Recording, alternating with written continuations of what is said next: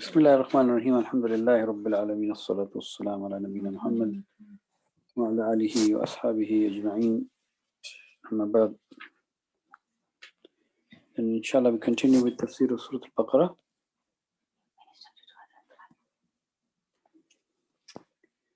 And inshallah we carry on from where we left.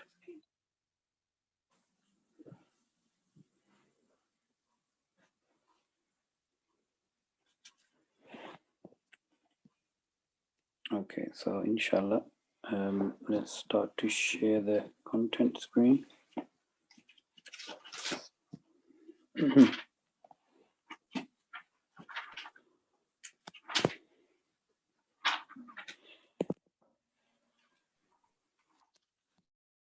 So before we proceed, let's look at the overview again of Surah Al-Baqarah. So the surah revealed in Medina right at the beginning of the Madini period, straight after Hijrah, and this is giving us the guidance for the new Muslim society in Medina. It is very clearly stating that you are believers in this message and the messenger, the believers in Muhammad ﷺ and the Qur'an. So therefore you are believers, mu'min. And the people who don't believe are the kafir, and those who say they believe but they don't believe, the munafiq. So that has been mentioned right in the beginning of the surah, to distinguish the citizenship of this ummah and this society in Medina, that you will have the people who clearly believe as believers, clearly disbelievers, and those who say they believe but they don't, they're munafiq. So be aware. Then the story of Adam alayhi salam has been given to tell us that on this path of guidance that you're seeking, there is always going to be the influence of Iblis to try to misguide you, to be on your guard. Then the previous ummah has been mentioned because this is now the formation of the new ummah of Muhammad alayhi salatu wasalam.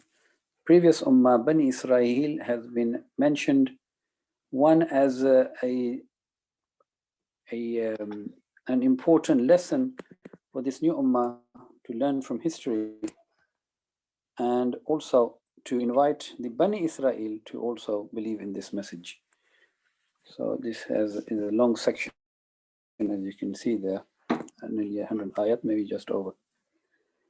And then the section that we are in currently is focusing on the guidance of the believers now in Medina. If we then further break that down, you see that there is a whole lot of detail there, as you can see. And we have been mentioning that if we want to break this down very simply and easily, so that everything then can be understood, we should break it down into Iman, Islam, the vision of Shahada al-Nas, conveying the message to the rest of humanity, and Infaq and Jihad. So we find that again and again, these subjects are repeated intermittently. Sometimes we see aspects of Iman highlighted, then aspects of Islam such as fasting, Hajj, and what else did we mention? These we'll talk about Infaq, Zakat has been mentioned, etc. But if you now look at where we are in light of Ayat 177, which is Ayat 177? Anybody? Ayatul Bir. Ayatul Bir, we mentioned that the rest of the surah is essentially now further elaborating Ayatul Bir, amazingly. Yeah?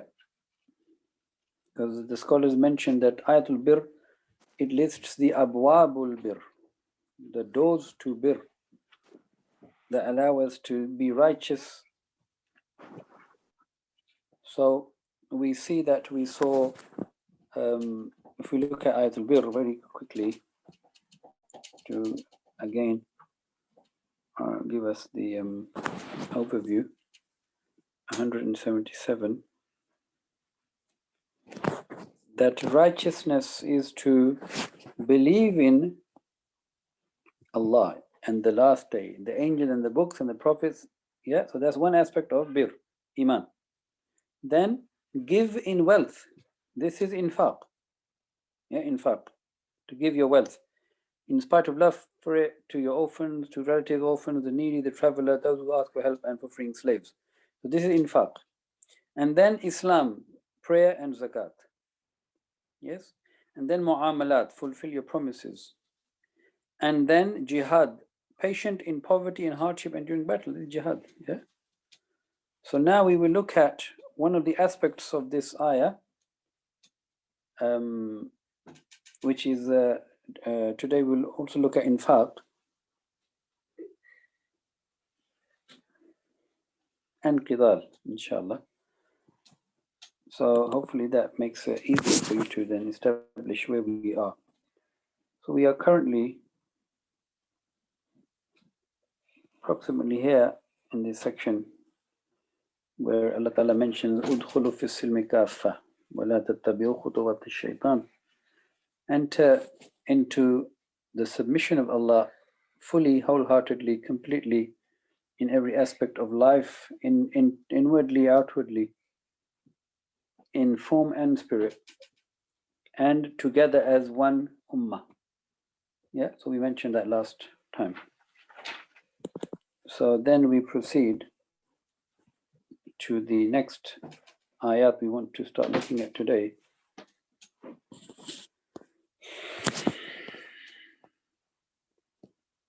I think we did we do this ayah 211 and 212? We have to look at 213. Okay, very good. This ayah, we look at this ayah, and then after this ayah, this is a comprehensive ayah regarding the fact that every human being was initially one ummah. I will look at that inshallah in a bit. But then you will find that the subject matter goes to tell us about jihad and infaq. Okay, so you see how this relates to Ayatul Bir and the vision and infaq and jihad. So let's start with this.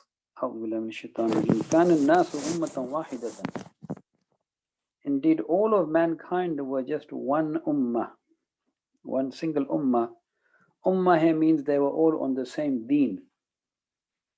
They were all on the same deen. They were united in their deen.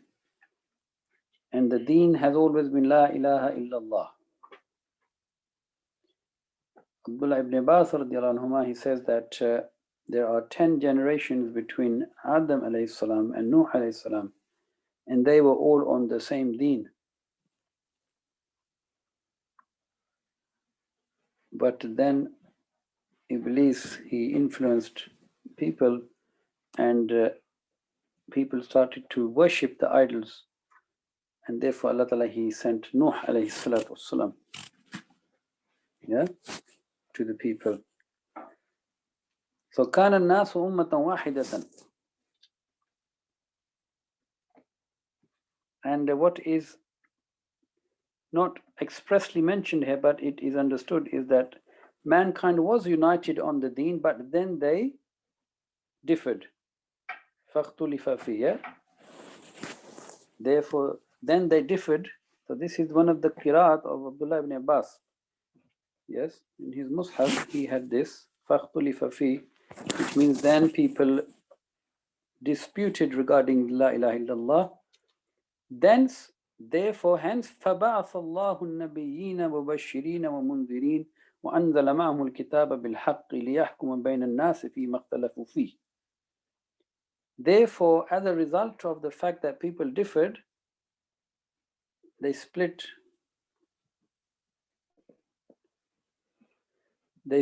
from the humanity. Allah Ta'ala mentions هُوَ الَّذِي خَلَقَكُمْ فَمِنْكُمْ كَافِرٌ وَمِنْكُمْ مُؤْمِنٌ. Yeah? This is Surah Taghabun. Allah created everyone, but from those, some have chosen to become disbelievers and some have remained believers. So Allah Ta'ala, then He sent فَبَعَثَ اللَّهُ النَّبِيِّينَ. Then Allah Ta'ala, He brought to them, yes, He sent to them the prophets to do what? مُبَشِّرِينَ وَمُنذِرِينَ. To give glad tidings to the believers and to warn the disbelievers of the outcome of their disbelief. Yeah? It's very simple. And وَأَنزَلَ مَعَهُ الْكِتَابَ بِالْحَقِّ. And He sent with them the guidance, the kitab, the books, the guidance, the ahkam, the commandments, the do's and don'ts, in order to clarify and very simplify, clarify and codify for them what is right and wrong. Yes? Bilhaq. Bilhaq can mean many things. That the book has its proof that it is from Allah. The book is true that it is from Allah because it speaks the truth. It tells you what is true and what is not true. So you can therefore distinguish. And the haq means that it gives you all the guidance that will then make you then responsible for being rewarded or being punished, because then that is what you should get rightfully. Yeah. وَأَنزَلَ مَعَهُ الْكِتَابَ بِالْحَقِّ. So He sent with them the books with the truth.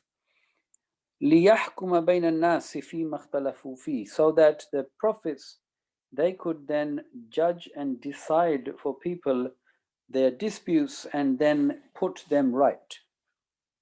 Put them right. Okay? So the Tafseer of Ibn Kathir is very good in this regard. You should read it if you haven't. He mentions not only the ikhtilaf fil aqidah or fil iman, the ikhtilaf, the differences in belief that emerged because of shaitan, to not believe in Allah as the one and only ilah. So primarily every prophet comes to rectify this disparity from the belief. You hear me? Disparity from the belief that you believe in La ilaha illallah, and then in the ibadat. Yes?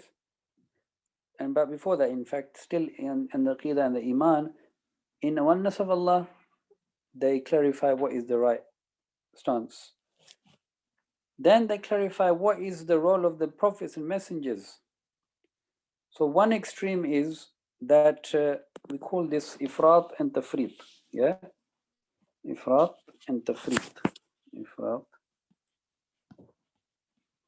and there's tafrit. Yes. Basically two extremes. The middle is Sirat al-Mustaqim. Yes? To undermine or to over or to exaggerate, yeah? So for example, some people say, the Bani Israel said that Isa alayhi salam, he is not even a prophet. In fact, they said he is a liar, na'udhu billah. The Christians, they said Isa alayhi salam, he is na'udhu billah Allah. Look at this extremes, yeah? So Sirat al-Mustaqim, the middle way, is that Isa alayhi salam, he is Abdullah and he is Rasulullah. He is Abdullah and Rasulullah. He is neither what the Jews say, neither what the Christians say. He is the messenger and the servant of Allah. He is not Allah, he's not son of Allah. So this is what the prophets were sent to tell people. Yeah? And especially the Prophet ﷺ and this Qur'an. And then in the ibadat,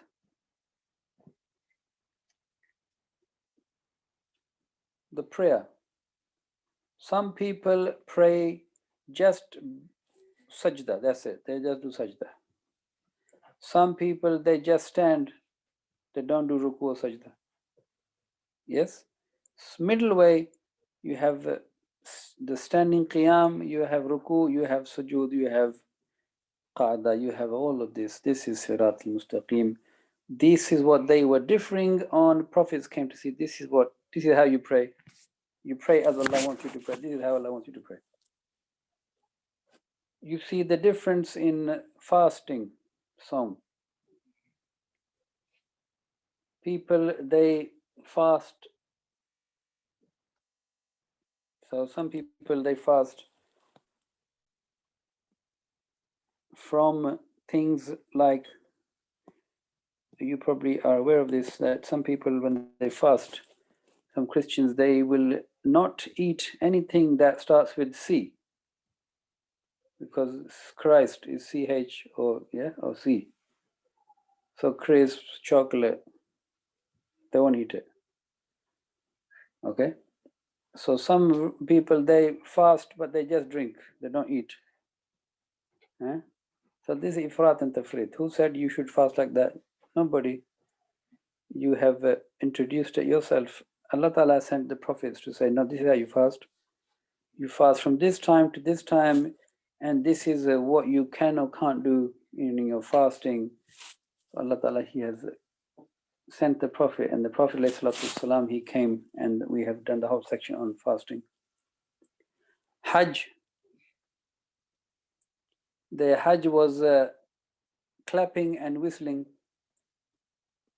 or the prayer was whistling and clapping, like many people today. Their prayer is singing, clapping, whistling. So فَاخْتُلِفَ فِي, they differed from the guidance. Allah Ta'ala sent the Prophet, bring them back to the right path. And so on and so forth. You see the examples in many things. Then Allah Ta'ala is saying, despite the fact Allah sent the prophets and messengers with the book, which is established to be from Allah because they have the proofs, people, they didn't believe. وَمَا اخْتَلَفَ فِيهِ, the only people who still differed from this are the people إِلَّا الَّذِينَ أُوتُوهُ مِن بَعْدِهِ بَعْدِ مَا جَاءَتْهُمُ الْبَيِّنَاتُ, regardless of the fact that they saw clear evidence of this messenger, prophet to be the true prophet, messenger, and it to be the truth, the guidance. Even though they were shown these bayyinat. Bayyinat can be sometimes understood as those miracles given to the prophets and messengers to establish their prophethood. The i'jaz or the mu'jiza. The mu'jiza is that act that a prophet does by the command of Allah, which nobody else can do. Nobody else has the power to do. Okay?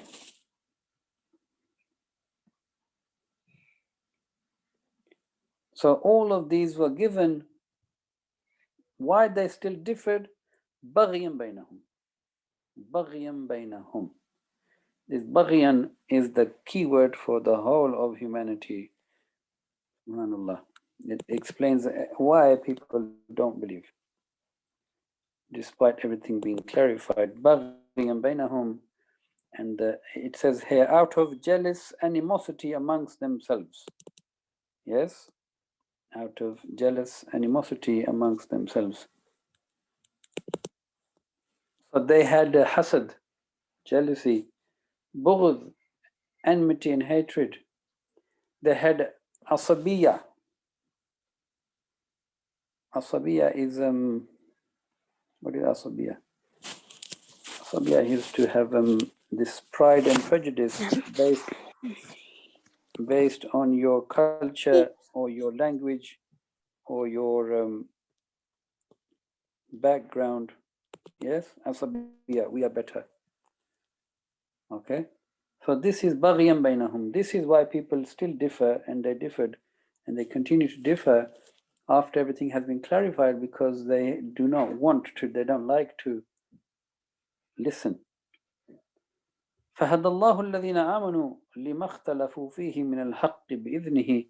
But some people, they were guided by Allah Ta'ala regarding these differences. Yes, and Allah Ta'ala, He guided those to the truth concerning what they had differed by His will. وَاللَّهُ يَهْدِي مَنْ يَشَاءُ إِلَى صِرَاطٍ مُسْتَقِيمٍ. Allah, He guides whoever He wills, and Allah guides who wants to be guided, yeah, towards this straight, upright, balanced way, the Hidayah.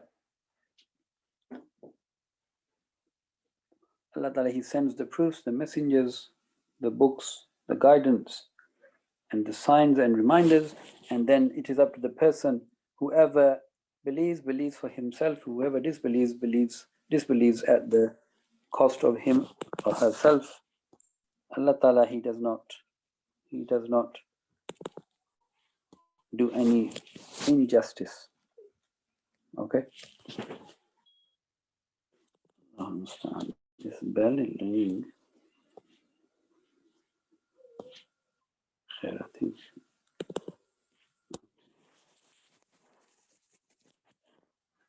So hopefully we understand this. Kana nasu ummatan wahida. All the humanity was one. Yes? And this teaches us. So this is called in the Ulumul Qur'an, this is the mantuq. Mantuq is what is expressly mentioned, is that all of mankind was one mankind, yeah? On one deen. Mafhum means what is understood is, if you want to bring humanity back to be united, you have to unite them on what? Football? Huh? Or unite them on? Islam, deen. Deen is the only way to unite humanity. Nothing else will unite humanity. Nothing. It will be partial. Yes, it would not be full and comprehensive. So if you want to unite people, then this is how you unite people. Yes, you don't unite people on differences. You see this shaitan, what he said? You see this, subhanallah, just came to mind. Shaitan is saying celebrate ikhtilaf, diversity, celebrate it. You see that? Did you understand this point? This is very important. Shaitan is saying that this ikhtilaf, this is good. Allah Ta'ala is saying that all the people were on one deen, then they differed, this is bad. Shaitan is saying this is good. He's saying not only good, celebrate it. Not only celebrate it, this is the best. Diversity, ikhtilaf. Okay. So we should be very clear on these things. Allah Ta'ala mentioned in this, just a few ayat again before, Ya ayyuhalladhina amanu dkhulu fi silmi kafa wa la tattabi'u khutuwati shaitan. Don't follow shaitan's footsteps. These are his footsteps. Celebrate diversity. And the Muslim is very simple. He's saying, oh, thank you very much. We all love each other. Yeah? We are all embracing. Yeah, you're all embracing to guide people to humanity, to Islam. Yes. Not the ikhtilaf. You have been sent as the messenger of the messengers and the messenger of the best messenger, alayhi salatu salam. Why? You have been sent لِيَحْكُمَ بَيْنَ النَّاسِ فِي مَا اخْتَلَفُوا فِيهِ, to tell people what is wrong, where they are differed, why they differ. They should come to this straight path. So anyway, and this also mentions the tafseer that this is essentially telling the ummah that they must bear witness. Yeah, shahada al-nas. Okay, moving on. Then the believers are being addressed and reminded, and again this is elaboration of Ayatul Bir 177, yeah? that you would have to be patient. وَالصَّابِرِينَ فِي الْبَأْسَاءِ وَالضَّرَّاءِ وَحِينَ الْبَأْسِ. So Allah Ta'ala is telling the believers, and this is a common way of addressing the believers. Am hasibtum.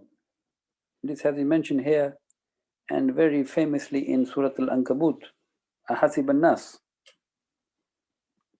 Do you think, do you reckon, did you come to this conclusion?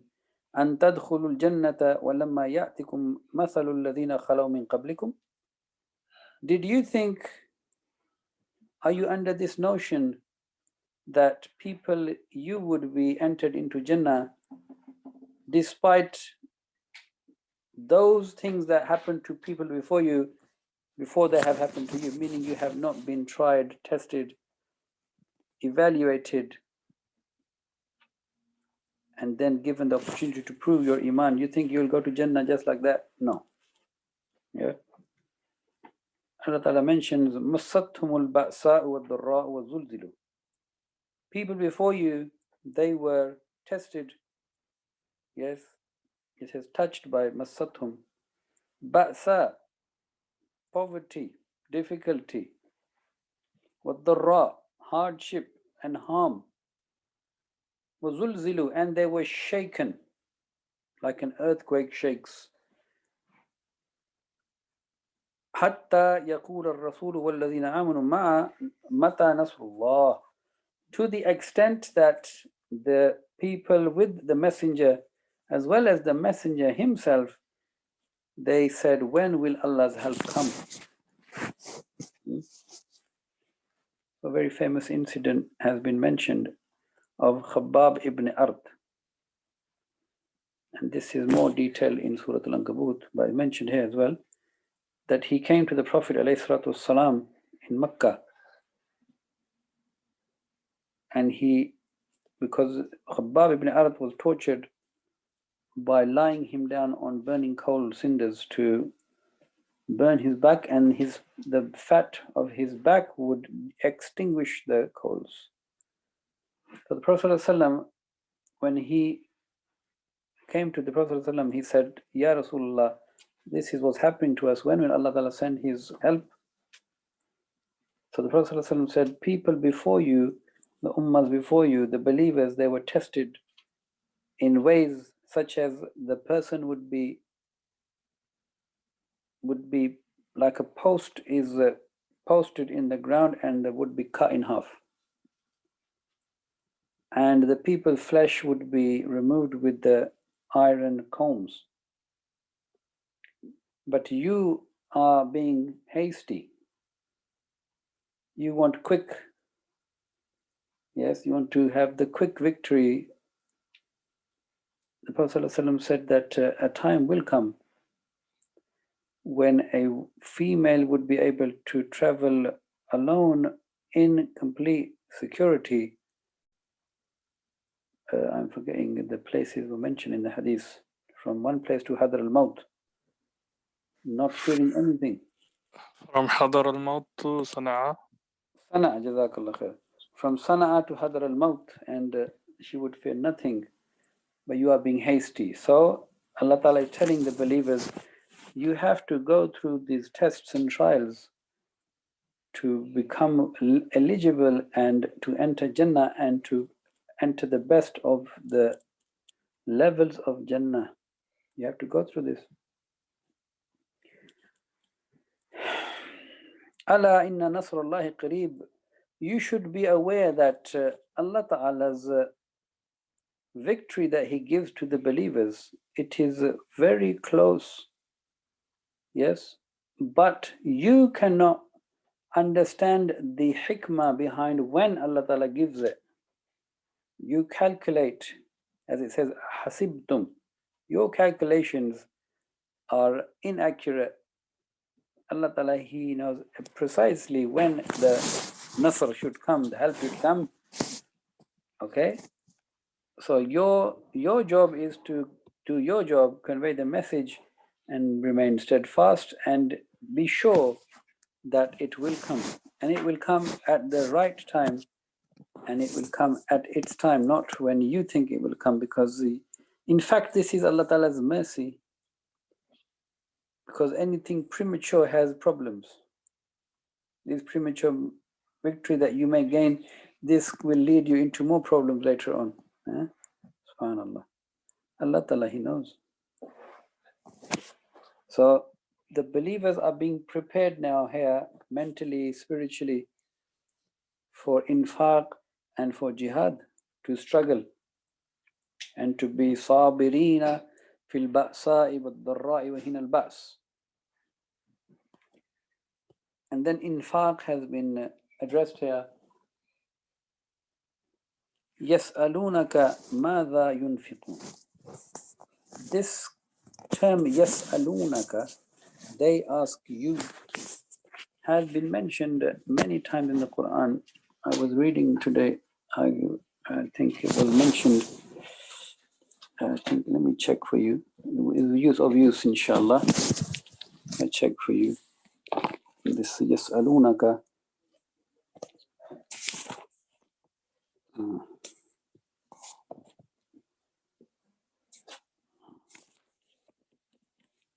It says that yas'alunaka has been mentioned approximately 17 times in the Quran. 17, 17. 7 of them are in Surah Al-Baqarah. 7 of the 17 in Surah Al-Baqarah. 1 in Surah Al-Ma'idah. 1 in Surah Al-Anfal. So these are 9 altogether so far, and these were questions from the Sahaba. 9. And then there are 2 in Surah Al-A'raf, and then 1 in Surah Bani Israel, 1 in Surah Kahf, 1 in Surah Taha, and 1 in Surah Nazi'at, which are 6. These are from the disbelievers. Yes? And then Abdullah ibn Abbas, he says that, look at these beautiful Sahaba.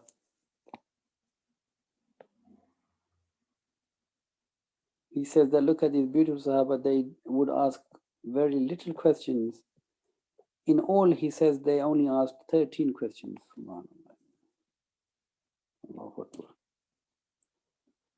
This teaches us a big lesson, really. You know, the most stupid question you can ask as a believer is when you are told Allah and His Messenger say this, you say, why He said this? This is absolute shame on you to ask this question. Why? Because you are, without realizing, you are saying, I will only do this if I think it makes sense. So this means your sense is more sense than Allah's and His Messenger's sense. No, in fact, this is nonsense. You see that problem? So the rational mind thinks that the rational mind is the deciding factor. The rational is the deciding factor, intellectual, intelligence. No, this is not.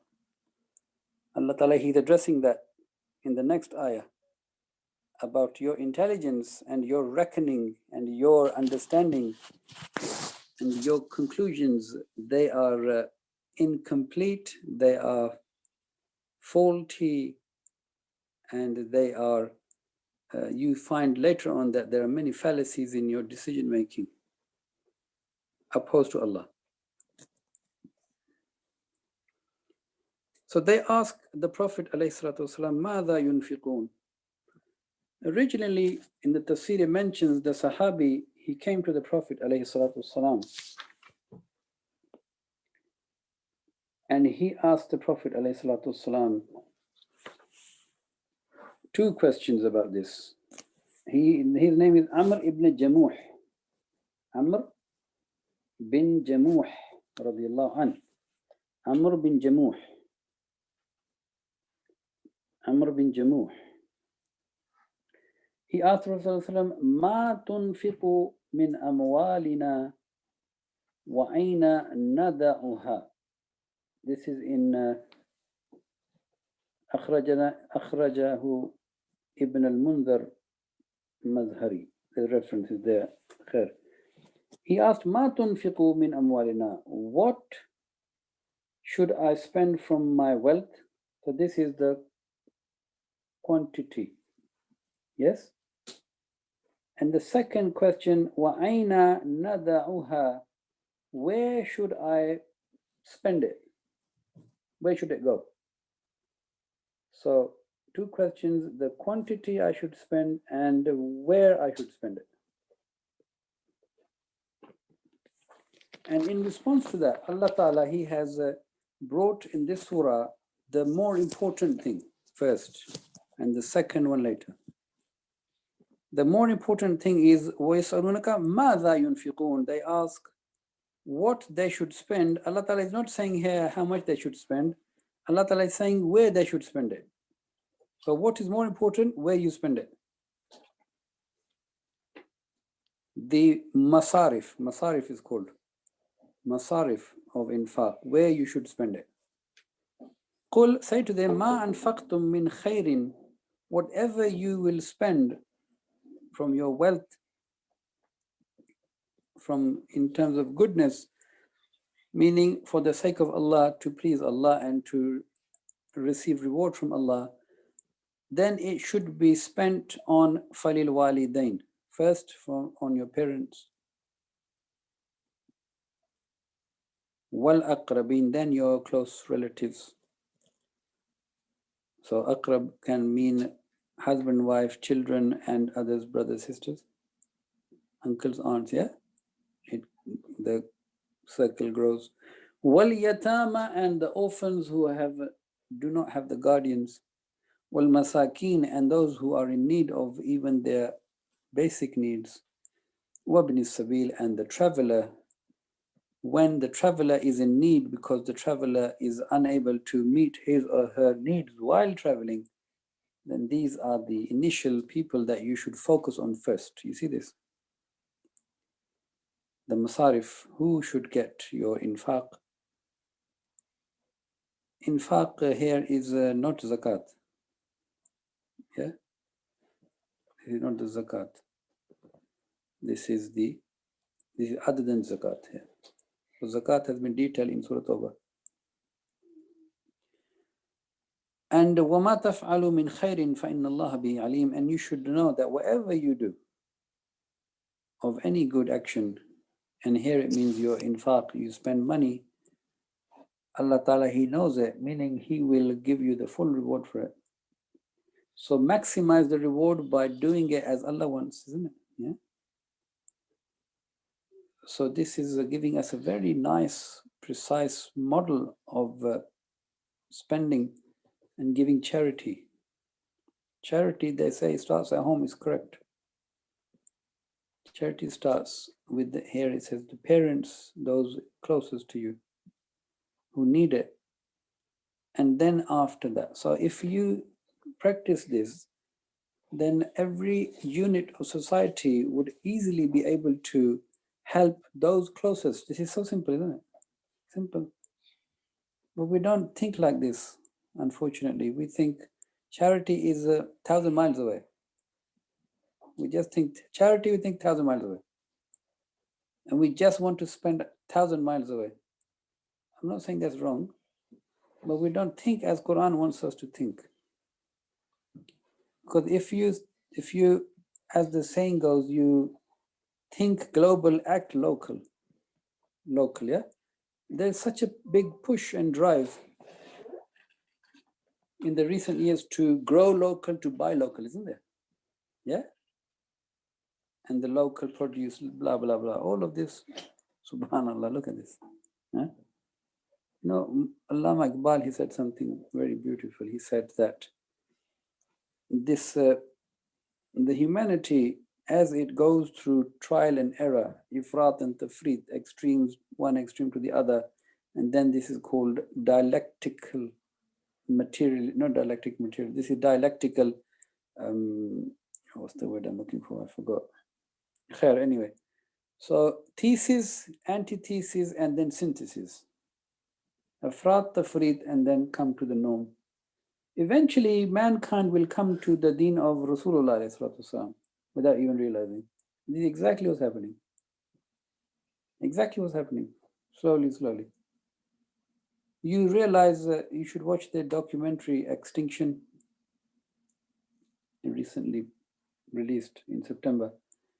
It highlights, I think, 5 or 6 factors that are global issues. Yes, global issues that are destroying this planet.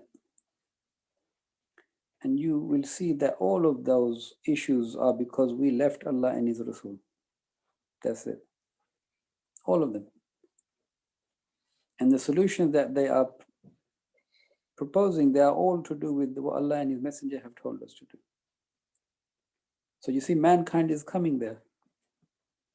Yeah? It has to come there. No other means, no other way.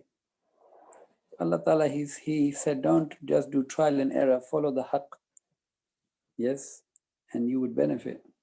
But people, baghyan bainahum, they don't want to listen. They think, no, we know better. We're more clever than you. We are the developed countries, developed world. You're developing your third world. You shut up and listen. Obey our every command. So we want to enslave you. Yeah. So Allah Ta'ala is saying here, you spend on those closest to you. And wherever you spend, Allah, He is seeing, you will be rewarded. And then Allah Ta'ala mentions this very, very important ayah for us to understand in this context. So you have to look at the whole surah, and especially the section after Ayat al-Bir. Yeah. So qital has been mentioned a few times in the surah, isn't it? So you have to put it all together. The mention of qital in the whole surah, you have to put it together. Then you understand where these ayat fit. So we mentioned qital in the 4 months, sacred months before. That was mentioned, wasn't it? And they ask you about the ahillah, the months, meaning the moon, referring to the moon, which decides the 4 months of Hurum, and if they fight us, should we fight back or not? Yeah? You're following this, yeah? And then now, again, you will see that this is related because the next ayah talks about Ashhuril Hurum, Ashharil Haram, the months, or Shahril Haram, the month which is sacred. So, Kutiba alaykumul qital. Allah, He has now decided and He has made farz upon you qital. You have to fight. Okay? It's in Medina, yeah? Because Allah Ta'ala, He knows Badr is going to take place. He's preparing the believers. You have been now told you have to fight. Just like Allah Ta'ala mentioned what earlier, Kutiba what? In this surah. Kutiba alaykumus siyam, fasting. What did we say? What is the meaning of fasting? How did the Arabs use the word fasting before this ayah? To train the horses for battle. You remember? By keeping them hungry, thirsty, and forcing them to stand in the hot wind. Yeah? Extremely hot. Toughen them up. You see where this is all leading now? You will have to fight against the batil. You will have to fight against the people who were the custodians of the Kaaba, but they had completely ruined the whole, you say, fakhtulifa fi, yeah? Ikhtilaf.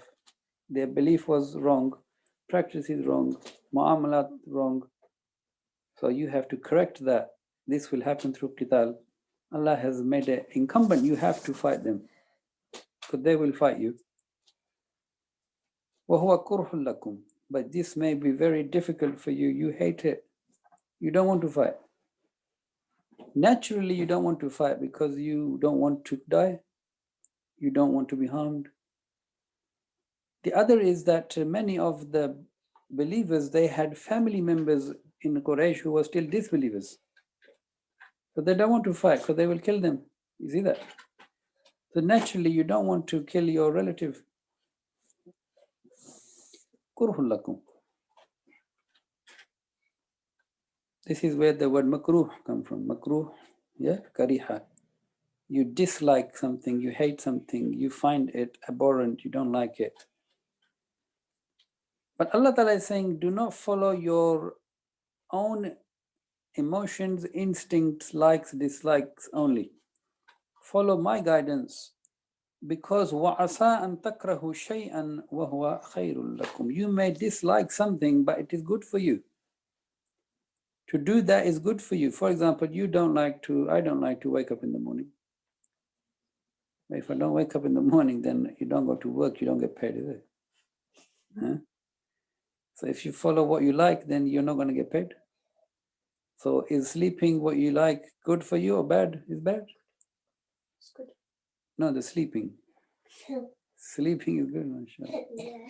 So to do what is difficult, yeah, Allah Ta'ala is saying, you may not like it, but it's actually good for you. Okay? You don't want to study, but when you study, you get good results. You don't study, you don't get good results. So you realize that, oh, I should have studied. I should have worked hard. But this is what the dunya is based on, isn't it? Effort. وَعَسَىٰ أَن تُحِبُّوا شَيْئًا وَهُوَ شَرٌّ لَكُمْ. But you may love something, yes, and it's actually to your detriment. It will become your demise. It is bad for you. You like to drink fizzy drink too much, and then your teeth rot away, your stomach becomes upset, and long-term issues. This is not good. Similarly, not to obey Allah and His Messenger, this is good for you in this dunya and in the hereafter, but you are very short-sighted. You don't see the long haul. Haul is H-A-U-L. H-A-U-L, yeah? You don't see the full picture, and then you realize, oh, I should have listened. Allah Ta'ala is saying, listen now, this is who you are, you know this. Listen and benefit. Especially when it comes to qital, you will see that if you don't fight these enemies, they will wipe you out.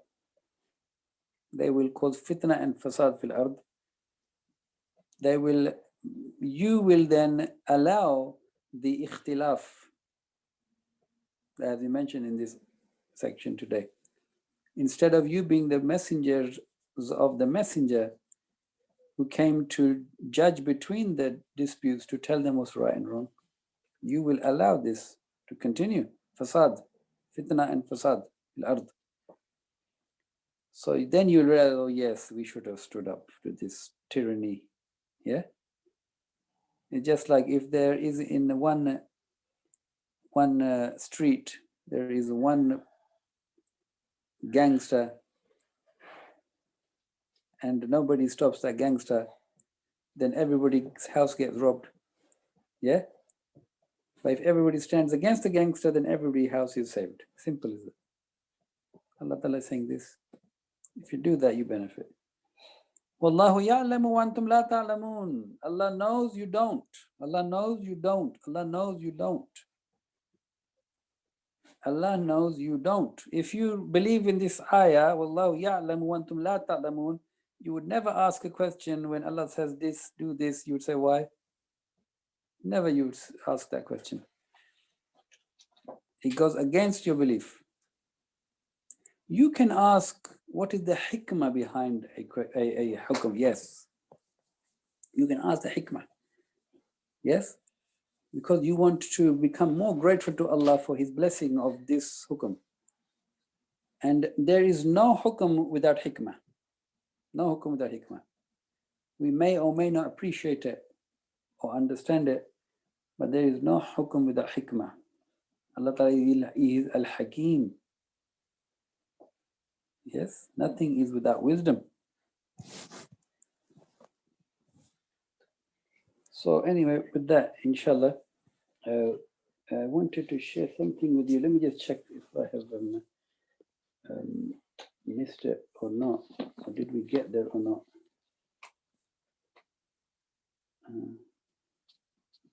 There are two du'as I wanted to mention about guidance. Yeah, about guidance. Two du'as of the Prophet ﷺ. Just 1 minute, I just need to put my glasses on. Very beautiful du'as that Ibn Kathir has mentioned for guidance. So let's inshallah end on this. So it says regarding guidance, not to have ikhtilaf, yeah, not to be misguided. So it is mentioned in Sahih al-Bukhari, وفي صحيح البخاري ومسلم أن عائشة رضي الله عنها أن رسول الله صلى الله عليه وسلم كان إذا قام من الليل يصلي, when he used to stand for the night prayer, he would say فيقول اللهم ربي جبرائيل وميكائيل وإسرافيل. O the Lord of Jibreel, Mikael, Israfil, فاطر السماوات والأرض, originator of the heaven and the earth, عالم الغيب وشهادة, the one who has knowledge of the unseen and that which is seen. أنت تحكم بين عبادك فيما كانوا فيه تختلفون. Oh, you have judged and you have given the last verdict, meaning you have guided between the people, the servants who were disputing. يختلفون. اهدني لما اختلف فيه من الحق بإذنك. Guide me to that in which there was dispute regarding the truth by your permission, meaning guide me. إنك تهدي من تشاء إلى صراط مستقيم. Indeed, you guide whoever you want towards the straight path. And the next one is a dua, which is authentic dua, dua Masood. اللهم أرنا الحق حقا وارزقنا اتباعه. Oh Allah, show me the truth as it is and give me the ability to follow that. وَأَرِنَا الْبَاطِلَ بَاطِلًا. Allah, show me the batil, the falsehood as batil. Let me not be misguided by the batil. وَارْزُقْنَا اجْتِنَابَهُ. And give me the ability to keep away from it. وَلَا تَجْعَلْهُ مُلْتَبِسًا عَلَيْنَا فَنَضِلَّ. And oh Allah, do not let it cover itself up from us so that it would misguide us. وَجَعَلْنَا لِلْمُتَّقِينَ إِمَامًا. And oh Allah, make us from those who would be the leaders of the muttaqeen. And this hadith is in Al-Ihya, and give the reference in Ibn Kathir. Allahu A'lam. Inshallah, with that we come to the end of today's session.